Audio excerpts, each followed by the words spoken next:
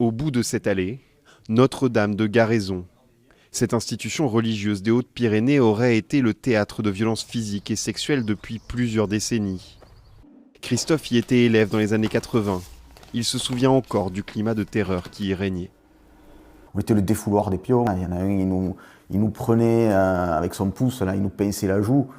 Il nous soulevait avec l'autre main, il nous posait des gifles. L'autre, c'était ses lacets en cuir. L'autre, c'était ses Santiago.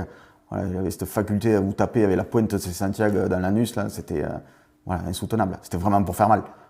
Pendant 3 ans, Christophe est victime et témoin de cette maltraitance. Certains ont tenté de se rebeller, ils ont regardé les surveillants dans les yeux. Mais alors là, voilà, c'était un déchaînement de violence, de coups de poing, de coups de pied, de gifles. Voilà, je comprends qu'il y en ait qui aient été blessés, les tympans, les arcades, les nez cassés. En 2010, un surveillant est condamné pour de multiples viols et agressions sexuelles au sein de l'établissement. Le directeur actuel évoque dans la presse locale des dysfonctionnements d'un autre temps.